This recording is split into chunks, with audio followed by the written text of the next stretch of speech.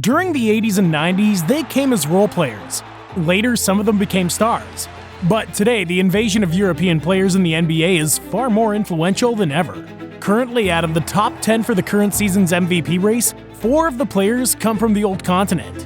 But while this explosion of talent is providing prospects capable of leading NBA franchises to the championship, it's true that these young players have a common background. And yes, logically it has to do with their basketball development in Europe, where athletes can become professionals before the age of 19. But if we dig a little deeper, we'll realize what is the secret to the success of all the prospects coming from Europe. And don't tell me you're not anxious to find out. As we've already seen in other videos on this channel, NBA franchises have been betting on European prospects for a long time.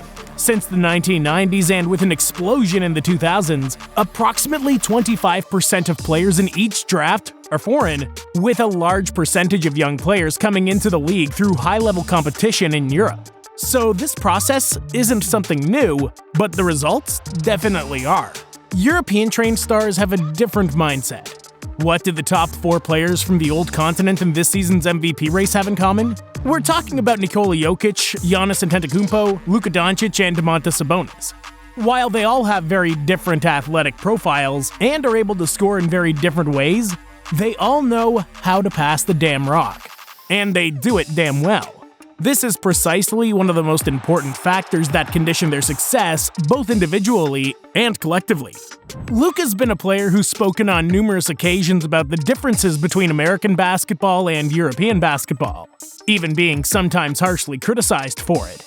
But in short, the idea is that the strengths needed for both competitions are completely different. While the NBA is a league that prioritizes athleticism and individual skill with offenses based on pace and space, European basketball is much more tactically demanding. Coaches in Europe know that defenses are much tighter and mismatches are much harder to come by. But what really is the reason? Well, it's simpler than it sounds. The biggest difference is the 3-second rule in the paint, but on defense. The NBA does not allow centers or, well, any player to be in the zone for more than 3 consecutive seconds, and this restriction doesn't exist in FIBA. Although it may seem somewhat trivial, it is an essential factor in the functioning game in both continents. The summary of all this roundup is that, in such different basketball, knowing both philosophies gives an important competitive edge. And this is easy to demonstrate in any FIBA championship, where players with a European background like Luka Doncic or even Dennis Schroeder manage to perform far above expectations, while other talented American players like Brandon Ingram aren't able to. And that's precisely what the current European superstars like Luka Doncic himself, Giannis Antetokounmpo, or Nikola Jokic have been able to take advantage of to be the best version of themselves in the most competitive league in the world.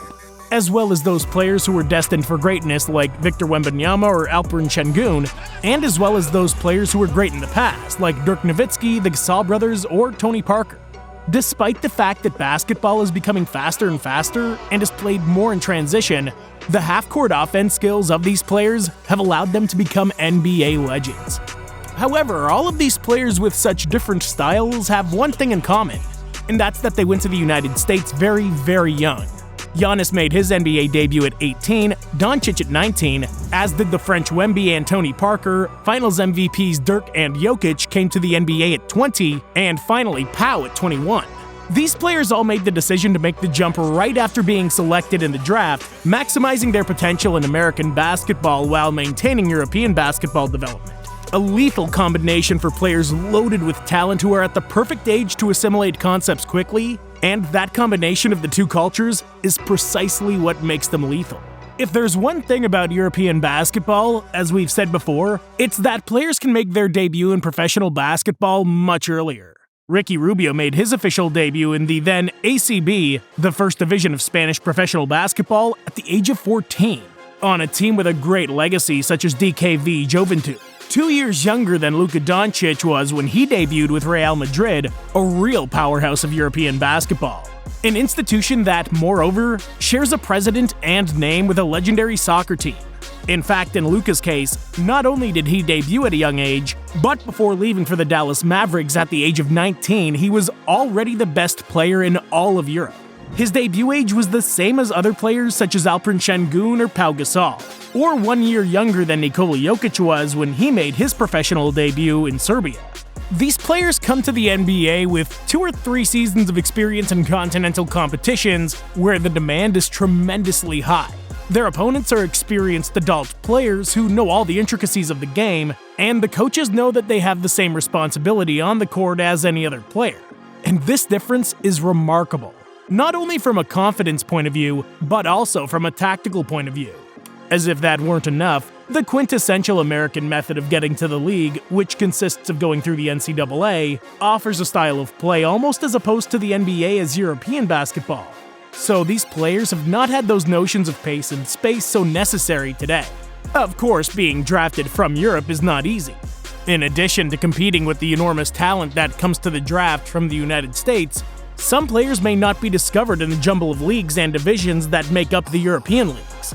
Giannis Antetokounmpo, the 2-time NBA MVP, was drafted in the 15th position of the 2013 draft from the second tier of Greek basketball.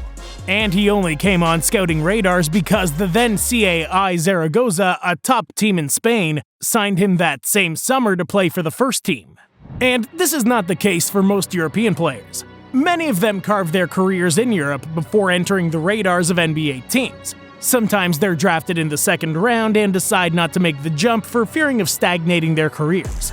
This is the case of players like Vasilije Micić, the player who was drafted in the 52nd position of the 2014 draft, 11 positions after Nikola Jokic. After a surprising and late explosion in Europe, Micić managed to become EuroLeague MVP in 2021. And that performance has helped him sign a contract with the Oklahoma City Thunder and be an NBA rookie at the age of 30. Of course, being a role player who barely enters the rotation. A similar case to Sasha Vezenkov, who after winning the EuroLeague MVP last season, has made the leap to the NBA with the Sacramento Kings, where he's averaging 12 minutes per night. Yes, last year's EuroLeague MVP is playing just 12 minutes per game in the NBA this season. And cases like these are countless. Juan Carlos Navarro, one of the most legendary shooting guards in all of European history, tried his luck in the NBA during the 2007-2008 season where he played for the Memphis Grizzlies. After a solid season in which he averaged 11 points per night, Navarro returned home to FC Barcelona as he didn't agree with the tanking the Grizzlies did that season. Cases similar to those of the legendary Serbian guard Milos Teodosic or the Argentinian Pablo Prigioni, who also made a great career in European basketball. On many occasions, the style of play of these players is so influenced by FIBA basketball that they're not able to change their mentality when they arrive in the NBA. The pace and space theory simply overshadows the value they can offer. In many cases, the players who make the leap are not very much in agreement with the shenanigans that dictate how the NBA works, such as tanking. They simply want to play basketball and, if possible, make money. And there's no league in the world that can compete on salary level with the American League, at least for the time being. With all these precedents, players know that leaving early for the US is often the best option. But under no circumstances does doing so bring with it the certainty of success. There are countless examples of players who failed to find success in the NBA, like Croatian Mario Hezonja, number 5 of the 2015 draft, like Dragan Bender, number 4 of the 2016 draft, or like Frank Ntilikina, number 8 of the 2018 draft. But luckily, these players who fail in the NBA always have the option to return to Europe where they can make use of their experience. Basketball is a very complex sport. Well, among us who are fans, we can say it's the most complex. Just don't tell that to football fans. The tactical and technical differences that exist between FIBA basketball and the NBA are so intricate that no one knows how to explain them clearly. Two cultures that have evolved separately while always maintaining a certain similarity, and that have understood the same sport in two different ways. Knowing them both not only gives you the opportunity to take advantage of the advantages and disadvantages of each one, but it's also able to give you a superior vision to the rest of your opponents, and in some cases, turn you into a truly unstoppable player.